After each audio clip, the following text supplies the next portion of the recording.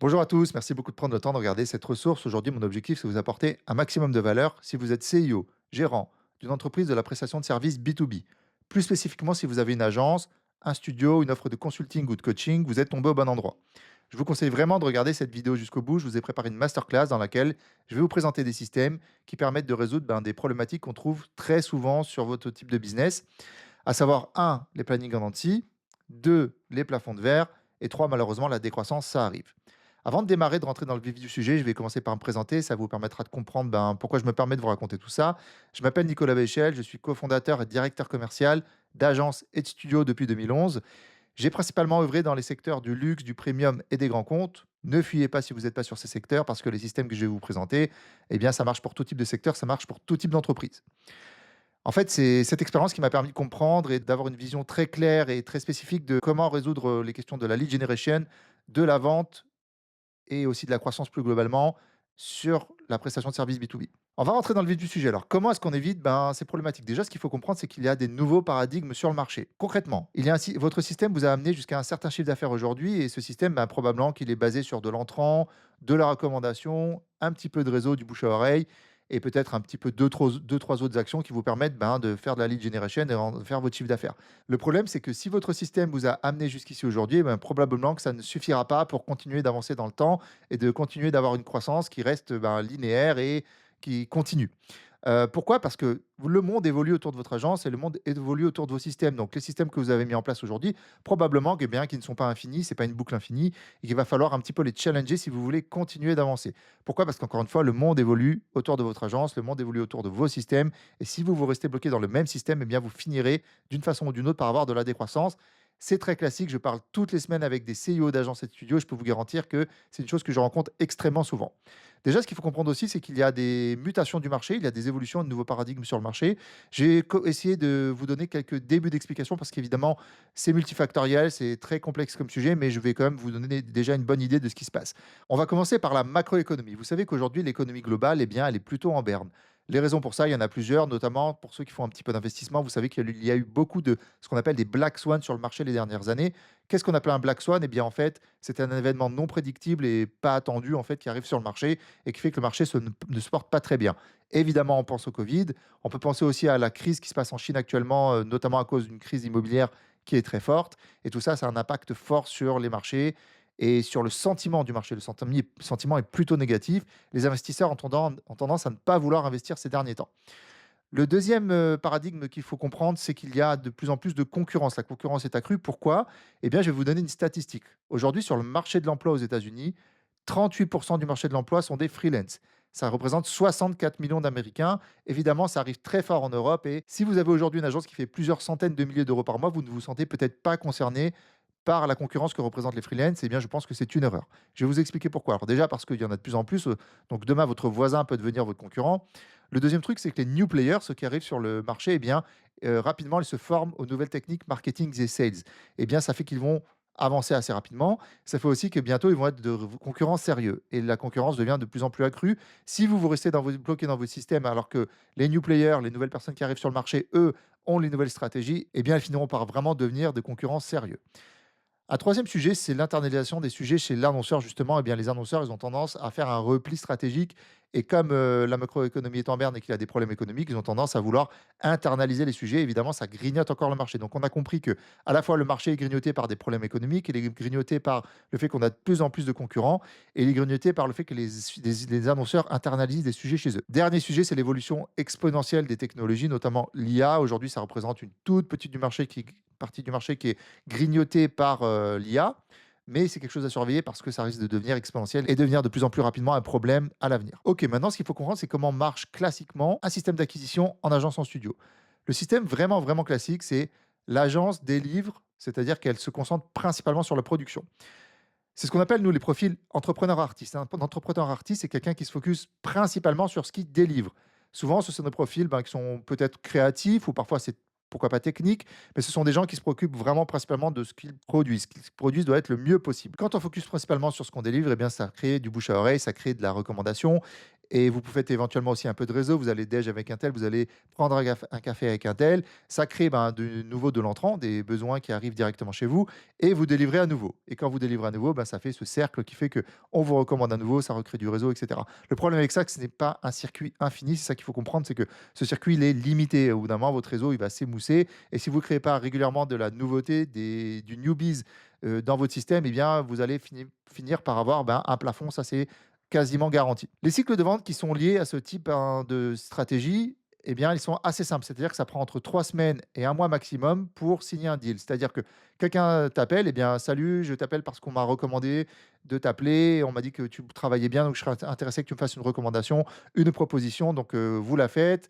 on négocie un petit peu potentiellement, on signe, ça prend entre 3 semaines et 1 mois. C'est pas moi qui invente ces stats, c'est des stats qui sont très étudiés. Bizarrement, quand ça parle d'argent, eh ben, c'est très étudié, si vous voulez. Quel est le système qu'il faut mettre en place en réalité pour sortir de ce qu'on appelle la hamster wheel, hein, de toujours faire cette course comme ça, rentrer des nouveaux business juste à travers l'entrant, etc. Eh bien, il faut mettre en place un système d'acquisition qu'on appelle le hunting, c'est-à-dire qu'on part à la chasse. Pour bien comprendre, il existe deux grandes catégories dans le sales. C'est ce qu'on appelle d'un côté le farming. Donc le farming, c'est quoi? C'est comme un fermier qui entretient, vous voyez, des plantes, et cetera, qui les arrose, et cetera. Bah, ça, c'est ce que vous devez faire avec vos clients actuels parce que vous aurez la possibilité probablement de signer de nouveaux deals avec eux grâce à ça. Mais si vous zappez la partie hunting, eh bien, vous ne comptez que sur les autres pour faire du business, c'est-à-dire ce qu'ils veulent bien faire pour vous. Vous recommander, faire un petit peu de networking. Le système d'acquisition hunting, de quoi s'agit-il? Eh bien, il s'agit de mettre en place différents canaux d'acquisition qui vont vous permettre, eh bien, de ne plus compter uniquement sur les autres pour vivre. Donc, aujourd'hui, l'objectif, c'est d'abord, quand on est prestataire service B2B, de faire un mélange de ce qu'on appelle l'inbound, plus l'outbound, plus la systématisation de la recommandation dans son entreprise. Qu'est-ce que l'inbound? Eh bien, l'inbound, tout simplement, c'est résoudre la problématique qu'on a souvent, c'est que les gens ne savent pas ce que vous faites. À part vos clients, les gens ne savent pas ce que vous faites. Et ça, c'est la première chose que vous devez résoudre. Deuxième point très important, il faut que vous résolviez cela en envoyant de la valeur. C'est hyper important aujourd'hui d'envoyer de la valeur parce qu'on est dans une époque de what you give is what you get, c'est-à-dire que plus vous apportez de valeur sur votre marché, plus vous allez recevoir de choses de l'autre côté. Quand on parle de l'inbound, on parle de création de contenu. La création de contenu, ça peut être sur tous les canaux qui sont possibles sur lesquels on peut créer du contenu. On peut imaginer YouTube. Aujourd'hui, moi, par exemple, je crée une vidéo sur YouTube. Ensuite, je vais la redistribuer sur LinkedIn et sur Instagram potentiellement. Et c'est ça qui va m'apporter. Je vais essayer d'apporter un maximum de valeur aux gens qui m'écoutent. Et mon pari, c'est que si ils m'écoutent, eh bien, ils vont pouvoir découvrir ma proposition de valeur, mon expertise. Ils vont comprendre qu'on est vraiment expert sur la croissance en entreprise, plus spécialement dans la prestation de services B2B. Et mon pari, c'est que ça vous donnera, à un moment donné ou à un autre, envie de discuter avec nous pour qu'on vous aide pour votre croissance. Quelles sont les phases par lesquelles passe le lead lorsqu'il découvre notre contenu? Eh bien, d'abord, il passe par une phase de sensibilisation. Il découvre à peine notre contenu, ça les sensibilise au sujet, à notre expertise, à ce qu'on raconte, à notre proposition de valeur. Ensuite, au bout d'un moment, à force de nous lire, ils vont finir par considérer ce qu'on raconte et se dire que probablement c'est un bon pari pour eux. Et finalement, ils vont prendre la décision de nous contacter. C'est ce qu'on appelle des calls découvertes. La deuxième stratégie, c'est l'outbound, ce que je vous ai dit tout à l'heure. Eh bien, l'outbound, c'est plutôt exposer des messages auprès de vos leads. C'est quoi? Ben, c'est en fait ce qu'on appelle le push marketing. C'est envoyer des messages, par exemple, sur LinkedIn par mail, c'est la publicité. Et ça peut être aussi, par exemple, prendre son téléphone et appeler des gens. L'outbound, eh bien, ce qui est très intéressant, c'est que c'est très direct et que quand on appuie sur le bouton, eh bien, voilà, il y a des choses il y a des rendez-vous qui sont pris et simplement, il faut avoir les bonnes stratégies en amont. C'est hyper important. L'outbound, c'est beaucoup la stratégie qui va faire le job. La stratégie, une fois qu'on l'a décidée et qu'elle nous paraît, smart et que c'est la bonne hypothèse, eh bien, ensuite, on va aller prospecter, on va aller, rentrer dans le vif du sujet. On va envoyer des messages par mail, on va envoyer des messages par LinkedIn. Ça va également créer des calls découvertes. Il existe un pont entre l'inbound et l'outbound. C'est que quand vous créez du contenu, eh bien, ça crée éventuellement ce qu'on appelle des intents, c'est-à-dire des signaux d'intérêt, des signaux d'intention. Qu'est-ce que ça veut dire? Je vous donne un exemple concret. Eh bien, sur LinkedIn, quand vous publiez du contenu, il y a des gens qui vont potentiellement venir liker votre contenu, le commenter, qui vont venir vous ajouter sur LinkedIn, qui vont venir visiter vos profils. Ces gens potentiellement en intérêt. Il n'est pas forcément hyper explicite pour le moment, mais ils sont peut-être OK pour prendre déjà un rendez-vous avec vous et ça, c'est super intéressant. On va parler maintenant de la systématisation de la recommandation chez vous. Eh bien, sachez qu'il y a une énorme partie de vos clients qui peuvent être satisfaits, qui ne vont pas vous recommander. Pourquoi? Parce qu'ils ne vont pas s'amuser à prendre leur téléphone, à appeler des gens pour faire du business à votre place. Ils vont vous recommander que dans certains cas spécifiques. Par exemple, si quelqu'un leur demande, tiens, tu aurais un prestataire à me recommander, là, éventuellement, ils vont vous recommander s'ils pensent à vous. S'il n'y a pas trop de temps qui est passé, s'ils ne vous ont pas oublié, s'ils ne sont pas trop préoccupés par leurs propres problématiques.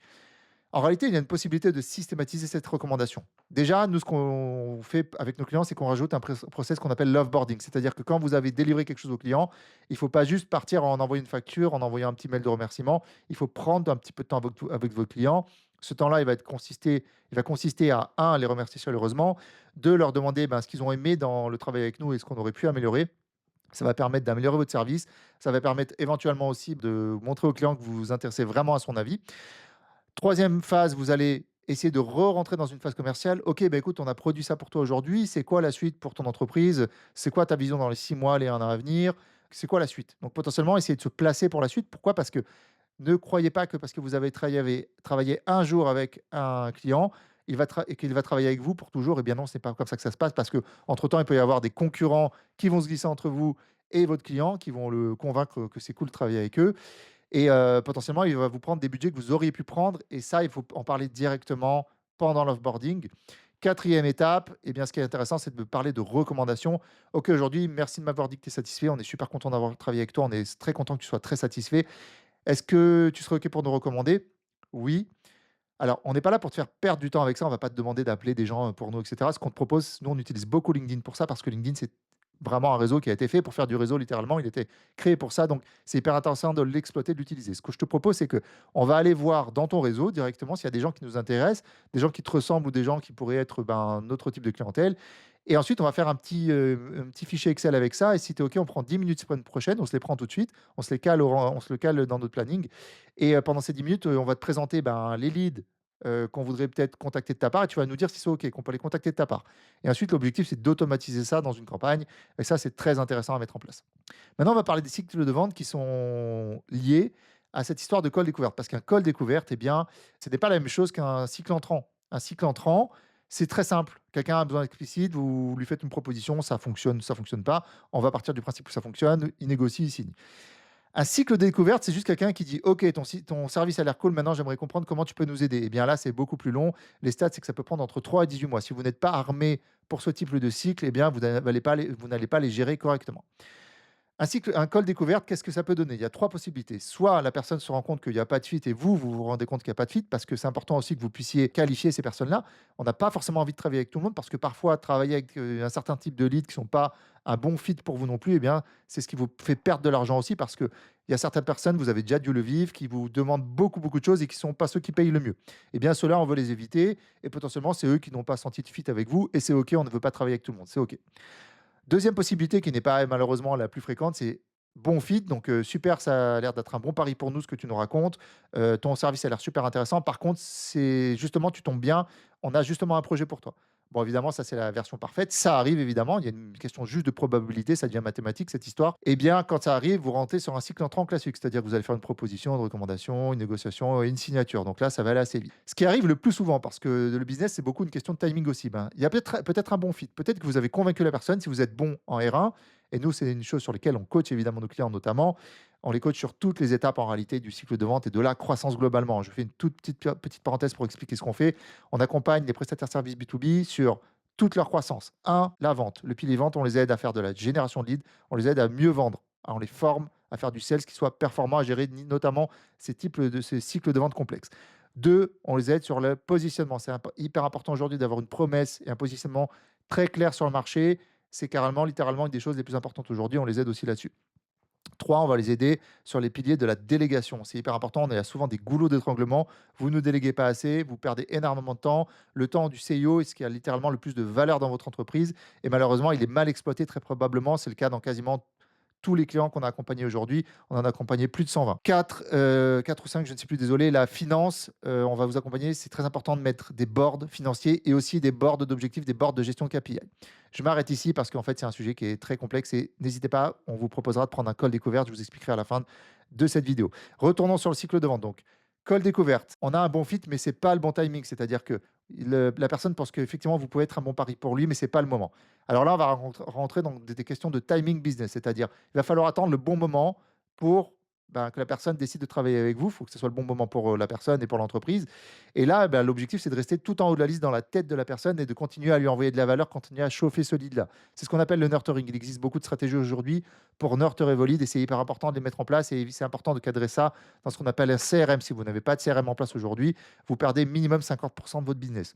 Ensuite, il faut attendre le buying moment, le moment où la personne est prête à acheter. Quand c'est le moment, eh bien, à ce moment-là, vous allez rentrer dans le cycle classique, recommandation, proposition, négociation, signature. OK.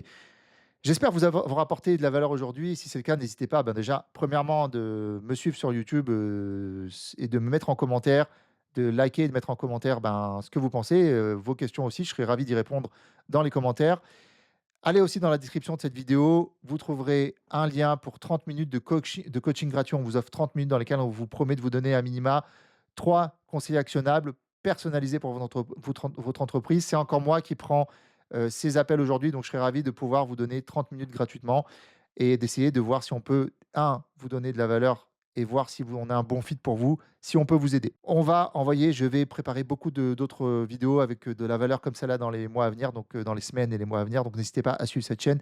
N'hésitez pas à me suivre sur LinkedIn aussi. Je vous remercie. Je vous souhaite une très bonne journée. Je vous dis à bientôt.